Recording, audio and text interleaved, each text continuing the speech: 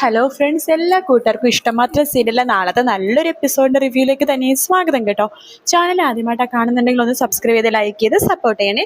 അങ്ങനെ നമ്മുടെ ഇഷ്ടപരമ്പര ക്ലൈമാക്സിലേക്ക് അടുത്തുകൊണ്ടിരിക്കുന്ന സമയത്ത് ആദിയുടെ മനസ്സിലാണെങ്കിൽ വല്ലാത്തൊരു വിഷമം കയറിയിരിക്കുക കേട്ടോ. വീട്ടിലെത്തുന്ന ആദി ആരോടും മിണ്ടുന്നില്ല, സംസാരിക്കുന്നില്ല, ആകെ ഒരു വിഷമമാണ്. ആദിയുടെ അടുത്ത് നമ്മുടെ സ്വപ്നവല്ലി രാമനാഥന് ചോദിക്കേണ്ട, മോനെ നിനക്ക് എന്താണ് പറ്റിയത്, എന്താ പ്രശ്നം? എനിക്കൊന്നുമില്ല അച്ഛമ്മേ എന്നൊക്കെ പറയണം. ശേഷം ചിപ്പിനെ വിളിച്ചുകൊണ്ട് നമ്മുടെ സ്വപ്നവല്ലി രാമനാഥനെ ചോദിക്കേണ്ട, മോളെ ചിപ്പി നിന്നോട് ആദ്യം എന്തെങ്കിലും പറഞ്ഞിരുന്നോ? അവന് വരാത്ത വിഷമം പോലെ അവൻ എന്തോ ഒളിക്കുന്നുണ്ട്, അവൻ എന്തോ ഒരു വിഷമം മനസ്സിൽ കയറിയിട്ടുണ്ട്, അതെന്താണെന്ന് നിന്നോട് പറഞ്ഞിരുന്നോ എന്ന് ചോദിക്കുകയാണ്. ഇത് കേൾക്കുന്ന ചിപ്പിയാണെങ്കിൽ മനസ്സിൽ വിചാരിക്കുകയാണ്, ഇല്ല ആദ്യേട്ടൻ പറഞ്ഞതാണ് ഈ കാര്യം ആരോടും പറയരുതെന്ന്, അതുകൊണ്ട് ആരോടും പറയണ്ട എന്ന് പറഞ്ഞിട്ട് പറയണ്ട, എനിക്ക് അറിയില്ല അച്ഛമ്മേ, എന്നോട് ആദ്യേട്ടൻ ഒന്നും പറഞ്ഞില്ല എന്ന് പറയാണ്. പിന്നെ ആദ്യക്ക് ഇത് എന്ത് സംഭവിച്ചു എന്നൊക്കെ ഇങ്ങനെ ആലോചിച്ചുകൊണ്ടിരിക്കുകയാണ്. അപ്പോഴേക്കും മഹേഷും ഇഷിതയും അവിടേക്ക് വരുന്നുണ്ട്. മഹേഷിനോടും ഇഷിതയെടുത്തും സ്വപ്നവല്ലിയും രാമനാഥനും പറയുന്നുണ്ട്, ആദ്യ മോന് എന്തോ വലിയൊരു വിഷമമുണ്ട്, എന്താണെന്ന് അറിയില്ല, അവൻ ആരോടൊന്നും പറയുന്നുമില്ല, ഒറ്റക്ക് ഒരേ ഇരിപ്പാണ്. നിങ്ങളൊരു കാര്യം ചെയ്യും, ആദ്യനെയും കൂട്ടിക്കൊണ്ട് ഒന്ന് പുറത്തേക്ക് ഒന്ന് ചുറ്റിക്കറങ്ങിട്ട് വാ, അവനെയും ചിപ്പിമോളെയും ചുറ്റിക്കറങ്ങാൻ കൊണ്ടിട്ട് കുറെ ദിവസമായില്ലേ, കുഞ്ഞു വിട്ടിരുന്നോട്ടെ, ഞങ്ങൾ നോക്കിക്കോളാം എന്ന് സ്വപ്നവല്ലി പറയണം. അത് കേട്ടുന്ന മഹേഷ് പറയണ്ട, കുഞ്ഞിനെ വിശക്കില്ലേ അമ്മേ, കുഞ്ഞിനെയും കൊണ്ടുപോകാം. അയ്യോ അതൊരു ചെറിയ കുഞ്ഞല്ലേ മോനെ, അത് കുഴപ്പമൊന്നുമില്ല, ഞങ്ങൾ കൊണ്ടുപോയിക്കോളാം എന്ന് ചിപ്പി പറയാണ്. അത് വേണ്ട, ഇത്രയും ട്രാവൽ ചെയ്യുന്ന സമയത്ത് കുഞ്ഞിനെയും കൊണ്ട് പോകണ്ട, കുഞ്ഞ് ഇവിടെ നിന്നോട്ടെ, ഞങ്ങൾ നോക്കിക്കോളാം, അഥവാ കുഞ്ഞ് കരച്ചിന് നിർത്തുന്നില്ലെങ്കിൽ ഞങ്ങൾ വിളിച്ചോളാം, നിങ്ങൾ തൊട്ടടുത്ത് മാത്രം പോയാൽ മതി. ശരി എന്നാൽ ചിപ്പിനെ അതിനും കുട്ടികളെ നമുക്ക് പോയാലോടോ എന്ന് മഹേഷ് ചോദിക്കുമ്പോൾ, അതിനെന്താ, ഞാൻ എപ്പോഴേ റെഡി, ഞാനൊന്ന് ആദ്യം എടുത്ത് സംസാരിച്ചിട്ട് വരട്ടെ എന്ന് പറഞ്ഞിട്ട് ഇഷിത ആദ്യം എടുത്ത് സംസാരിക്കാൻ വേണ്ടി പോവാണ്.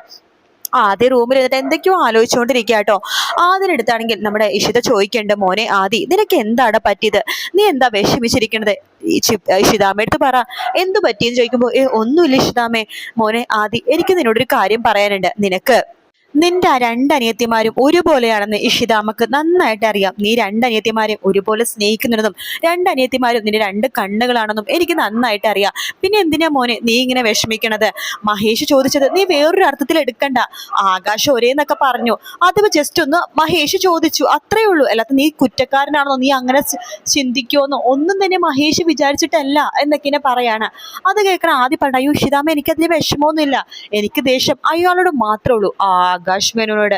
അല്ല മോനെന്നല്ല മമ്മിയുടെ കൂടെ നിൽക്കേണ്ട ദിവസമായിരുന്നില്ല, അവിടെ പോയിട്ട് എങ്ങനെ ഉണ്ടായിരുന്നു എന്ന് ചോദിക്കുമ്പോൾ, അവിടെ വലിയ മാറ്റമൊന്നുമില്ല ഇഷിതാമ്മേ, മോൻ അതിനെക്കുറിച്ച് ഇപ്പൊ ആലോചിക്കണ്ട, മോനൊരു കാര്യം ചെയ്യും, പെട്ടെന്ന് റെഡിയാവും, നമുക്കൊന്ന് പുറത്ത് പോയിട്ട് വരാം. പുറത്തോ? അതെ, മോനും ഞാനും ചിപ്പിയും മഹേഷും കൂടി. അപ്പൊ കുഞ്ഞുവാവനെ കൊണ്ടുപോകാനായിട്ടില്ലല്ലോ, 2 ആഴ്ചയിലെ ഡെലിവറി കഴിഞ്ഞിട്ടായിരുന്നു, നമുക്ക് തൊട്ടടുത്താണ് പോകുന്നത്, ജസ്റ്റ് പാർക്കിൽ മാത്രം. കുഞ്ഞുവാവനെ നോക്കാൻ അച്ഛനും അമ്മയും ഉണ്ടല്ലോ, അവർ നോക്കിക്കോളും. കുഞ്ഞു കരയാണെങ്കിൽ എന്നെ വിളിച്ചോളും, കുഞ്ഞിനെ പാലൊക്കെ കൊടുത്ത് ഉറക്കി കിടത്തിയേക്കുക, എന്തായാലും 2 മണിക്കൂറിലേക്ക് അവൾ സുഖമായിട്ട് കിടന്ന് ഉറങ്ങിക്കോളും. 2 മണിക്കൂർ നമുക്ക് കറങ്ങിയിട്ടൊക്കെ തിരിച്ചു വരാം, മോനൊന്ന് റെഡിയാവൂ. ഞാൻ ഇല്ല ഇഷിതാമ്മേ, നിങ്ങൾ വേണമെങ്കിൽ പോയിട്ട് വാ, ഞാൻ ഇവിടെ നിന്നോളാം. അങ്ങനെ പറഞ്ഞാൽ പറ്റില്ല, നീയും കൂടി വരണം എന്ന് ഇഷിത നിർബന്ധിക്കുകയാണ്. അങ്ങനെ ആദ്യം അവരുടെ കൂടെ പോവാണ്. ആദ്യം ഇഷിതയും മഹേഷും ചിപ്പിയും കൂടി നേരെ പോണത് പാർക്കിലേക്കാട്ടോ. അവിടെ പോയിട്ട് ഐസ്ക്രീം കഴിക്കുന്നുണ്ട്, കരിക്ക് കുടിക്കുന്നുണ്ട്, ഇതെല്ലാം ചെയ്യുന്നുണ്ട്. എല്ലാവരും ഭയങ്കര ആഘോഷത്തോടെയാണ് കേട്ടോ.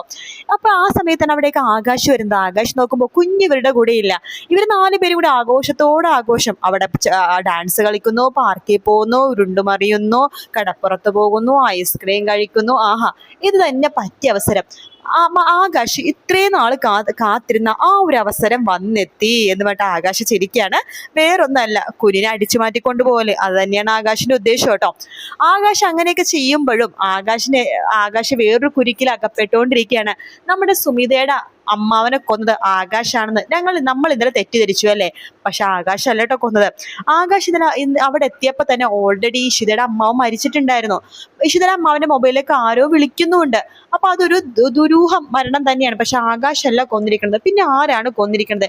എനിക്ക് തോന്നുന്നത് വേറൊന്നുമല്ല, നമ്മുടെ സുമിതയുടെ യഥാർത്ഥ ശത്രു വേണമെങ്കിൽ ചിലപ്പോൾ ഈ അമ്മാവൻ തന്നെയാണെങ്കിലോ, ഇവരുടെ ഏതെങ്കിലും ബന്ധുക്കൾ തന്നെയൊക്കെ ചിലപ്പോൾ കൊന്നിട്ടുണ്ടാവാം. എന്തായാലും ആകാശാണ് അവസാനം സുമിതയുടെ അമ്മാവനെ പിടിച്ച് തിരിച്ചിട്ടതും.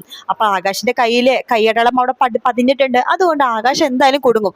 ആകാശല്ല അതിനെ കൊലപ്പെടുത്തിയത് എങ്കിൽ പോലും, ആ കൊലപ്പെടുത്തിയത് ആകാശല്ല എങ്കിൽ പോലും ആ വിരലടയാളം ആകാശിന്റെ തന്നെയാണ്. അതുകൊണ്ട് ആകാശ് കുടുങ്ങാൻ പോകുന്നേ ഉള്ളൂ. അതിനുശേഷമാണെന്നുണ്ടെങ്കിൽ നമ്മുടെ ആദിയും ചിപ്പിയും അതുപോലെ തന്നെ മഹേഷും ഇഷിതയും ആ ഒരു സമയം കുഞ്ഞിന്റെ മമ്മീൻ്റെ കാര്യമേ മറന്നു പോവാണ്. അവർ ആ രണ്ട് മക്കളിൽ ഇഷിതയും മഹേഷ് ആണെങ്കിൽ അവരുടെ രണ്ട് മക്കളുടെ കൂടെ ആഘോഷമാണ് കേട്ടോ. അങ്ങനെ ആദിയുടെ മനസ്സിലെ വിഷമമൊക്കെ മാറുകയാണ്. മഹേഷ് ആദിയുടെ അടുത്ത് സോറി പറയുന്നുണ്ട്. സോറി മോനെ, നീ എന്നോട് ക്ഷമിക്കേ. എന്തിനാ ഡാഡി എന്നോട് സോറി പറയണത്? അല്ല, എനിക്ക് മനസ്സിലായി മോനെ, ഞാൻ ഇന്നലെ ഒരേന്നൊക്കെ നിന്നോട് പറഞ്ഞു, അത് നിന്നെ ഒരുപാട് വേദനിപ്പിച്ചു, അതെനിക്ക് മനസ്സിലായി. അതൊന്നും ഇല്ല ഡാഡി, നീ എന്തിനാ എന്നോട് കള്ളം പറയണത്? സോറി, ആകാശ് മേനോൻ ഒരേന്നൊക്കെ വിളിച്ചു പറഞ്ഞപ്പോൾ അത് ഞാൻ നിന്നോട് സംസാരിക്കാൻ പാടില്ലായിരുന്നു. നീ എന്താണെന്നും എങ്ങനെയാണെന്നൊക്കെ എനിക്ക് നന്നായിട്ട് അറിയാവുന്നതല്ലേ. എന്നിട്ട് ഞാൻ നിന്നോട് അത് ചോദിച്ചു. മോൻ ക്ഷമിക്കും മോനെ, ഡാഡി ഇതുവരെ മോനോട് ഒരു തെറ്റും ചെയ്തിട്ടില്ലല്ലോ. അറിയാതെ ഡാഡിയുടെ വായിന്ന് അറിയാതെ വന്ന് വാക്കാ. ഒരിക്കലും മോനെ വേദനിപ്പിക്കാൻ വേണ്ടിയിട്ടല്ല ഡാഡി അങ്ങനെ പറഞ്ഞത്. അയ്യോ ഡാഡി അത് വിട്ടുകള എന്ന് പറയുമ്പോൾ ഇഷിത പറയുന്നുണ്ട്, മോനെ ഇത് മഹേഷിനെ വല്ലാതെ വേദനിപ്പിച്ചിട്ടുണ്ട്. മഹേഷ് അറിയാതെ പറഞ്ഞു പോയതാണ്, മോനൊന്ന് ക്ഷമിക്ക്, ഈ ഒരു സമയത്തേക്ക് ക്ഷമിക്കേ. നോക്ക്, ഞങ്ങളുടെ ആദ്യത്തെ പുത്രൻ മോനെ നീ തന്നെയാണ്, ഞങ്ങളത് നിന്നെ എങ്ങനെയാ പറഞ്ഞ് വിശ്വസിപ്പിക്കുക എന്ന് പറയുമ്പോൾ ആദ്യം പറയണ്ട്, എൻ്റെ ഇഷിതാമ്മേ, ഡാഡി എനിക്ക് നന്നായിട്ട് അറിയാം നിങ്ങൾക്ക് എന്നെ എത്രമാത്രം ഇഷ്ടമാണെന്ന്. നോക്ക്, ഞാനൊരു തെറ്റ് ചെയ്തിട്ടുണ്ട്, ആ തെറ്റ് തിരുത്തണം എന്നൊക്കെ ഇഷിതാമ്മ അടുത്ത് പറഞ്ഞപ്പോൾ ഇഷിതാമ്മ തെറ്റിദ്ധരിച്ചിട്ടുണ്ടാവുമല്ലേ. ഞാൻ വിചാരിച്ചത് വേറൊന്നുമല്ല, മമ്മിയുടെ കാര്യങ്ങളെ കുറിച്ച് ഞാൻ വിചാരിച്ചത്. ആകാശങ്ങളുടെ വീട്ടിൽ മമ്മി നന്നായിട്ട് അനുഭവിക്കുന്നുണ്ട്. എനിക്ക് എത്രയും പെട്ടെന്ന് മമ്മീനെ അവിടുന്ന് രക്ഷപ്പെടുത്തണമെന്ന് ആഗ്രഹമുണ്ട്, അല്ലെങ്കിൽ എൻ്റെ മമ്മി മരിച്ചു പോകുമെന്ന് എനിക്കൊരു പേടിയുണ്ട്. അപ്പോൾ അത് കേട്ട് ഇഷിത പറയുന്നുണ്ട്, മഹേഷ് നമുക്ക് എന്താ ചെയ്യാൻ പറ്റുക? അപ്പോൾ മഹേഷ് പറയുന്നുണ്ട്, എടോ നമുക്ക് എന്ത് ചെയ്യാൻ പറ്റാനാണ്? കാരണം രചന ഇപ്പോഴും ആകാശിനെ വിശ്വസിച്ചുകൊണ്ടിരിക്കുകയാണ്. ആകാശിനെ വിശ്വസിക്കുന്ന രചനയെടുത്ത് നമ്മൾ എന്തൊക്കെ പറഞ്ഞിട്ടും കാര്യമില്ല. അവൾക്ക് ആകാശ് തെറ്റുകാരനാണെന്ന് ശരിക്കും വിശ്വാസം വന്നാൽ മാത്രമേ അവൾ ആ വീട്ടിൽ നിന്ന് പടിയിറങ്ങുള്ളൂ. അതിനു വേണ്ടി നമ്മൾ എന്ത് ചെയ്യാൻ പറ്റും അതാണ് ചെയ്യേണ്ടത്. ആദ്യം പറയണ്ട്, എനിക്ക് ഉറപ്പുണ്ട് ഡാഡി, സുമിതാന്റിനെ കൊന്നത് ആകാശ് അങ്കിൾ തന്നെയാണെന്ന്. ആ കേസ് തെളിയാണെങ്കിൽ തീർച്ചയായിട്ടും മമ്മി ആകാശങ്ങളിനെ ഉപേക്ഷിക്കും. അങ്ങനെയാണെങ്കിൽ മമ്മിക്ക് ചെറിയൊരു ഫ്ലാറ്റും അതുപോലെ തന്നെ ഒരു ജോലിയും എങ്ങനെയെങ്കിലൊക്കെ സംഘടിപ്പിച്ചു കൊടുക്കണം. മമ്മിയുടെ രീതിയിൽ ജീവിച്ചോളും. ഒരിക്കലും നിങ്ങളെ ദ്രോഹിക്കാൻ വേണ്ടി മമ്മി വരില്ല. അത് ഞാൻ മമ്മിയുടെ കയ്യിൽ നിന്ന് വാക്ക് മേടിച്ചോളാം. അപ്പോൾ ഇഷിത പറഞ്ഞിട്ട് പോരെ, ഇതൊക്കെ നീ പറഞ്ഞില്ലെങ്കിലും ചെയ്തു കൊടുക്കാൻ ഞങ്ങൾക്ക് ആഗ്രഹമുണ്ട്. പക്ഷെ രചനയുടെ സ്വഭാവം, രചനക്ക് ആകാശം എന്ന് വെച്ചാൽ അത്രമാത്രം ജീവനാണല്ലോ, വിശ്വാസമാണല്ലോ. ആകാശം എന്തൊക്കെ തെറ്റ് ചെയ്താലും രചന സപ്പോർട്ട് ചെയ്യുന്നുണ്ട്. അത് തന്നെയാണ് രചനയുടെ ഒരു എന്താ പറയണത്, ഒരു പരാജയം എന്ന് പറയണത്. പക്ഷെ ഇന്നല്ലെങ്കിൽ നാളെ ആകാശിനെ കുറിച്ച് രചന മനസ്സിലാക്കുമ്പോൾ അവിടെ നിന്ന് ആകാശിന്റെ അടുത്ത് തന്നെ രചന തന്നെ തിരിഞ്ഞു വന്നോളും. പക്ഷെ വേറൊരു സംഭവമുണ്ട്, ചിലപ്പോൾ വലിയൊരു കുടുക്കിലേക്കായിരിക്കും രചന വീഴാൻ വേണ്ടി പോണത്. കാരണം ആകാശ് ഇത്രമാത്രം തെറ്റ് ചെയ്ത ഒരാളാണ്. അപ്പൊ ആകാശിന്റെ കൂടെ കൂടിയത് കൊണ്ട് രചനയ്ക്ക് ഇനി എല്ലാ ആപത്തും സംഭവിക്കുമെന്ന് വരെ എനിക്കൊരു ടെൻഷൻ ഉണ്ട് എന്ന് ഇഷിത പറയാണ്. മഹേഷ് പണ്ട് അത് താൻ പറഞ്ഞത് ശരിയാടോ, താൻ പറഞ്ഞത് വളരെയധികം ശരിയാണ്. രചനയ്ക്ക് കൂടി ഇതിൽ ആകാശ് പോലീസ് പിടി മുറുക്കി കഴിഞ്ഞാൽ അതിൽ രചനയും പെടുന്നുള്ള കാര്യത്തിൽ ഒരു സംശയമില്ല. ആകാശ് ജയിലിൽ പോയി കിടക്കുകയാണെങ്കിൽ രചനയ്ക്കും ജയിലിൽ പോയി കിടക്കേണ്ടി വരും. എന്തായാലും നമുക്ക് നോക്കാടോ എന്നൊക്കെ പറയുന്നുണ്ട്. അപ്പൊ നാളത്തെ എപ്പിസോഡ് നമ്മൾ ഇത്രയും ഭാഗം തന്നെ കാണാൻ പോകുന്നത്. നാളെ വീക്കെൻഡ് പ്രൊമോ ആണ്, ക്ലൈമാക്സ് പ്രൊമോ തന്നെയായിരിക്കും നാളെ കാണിക്കുന്നുണ്ടാവാം കേട്ടോ. അപ്പോൾ വീഡിയോ ഇഷ്ടപ്പെടുകയാണെന്നുണ്ടെങ്കിൽ ലൈക്ക് ചെയ്യാനും സബ്സ്ക്രൈബ് ചെയ്യാനും കമന്റ് ചെയ്യാനും മറക്കല്ലേ. മറ്റൊരു വീഡിയോ ആയിട്ട് കാണാം. Take care, bye bye.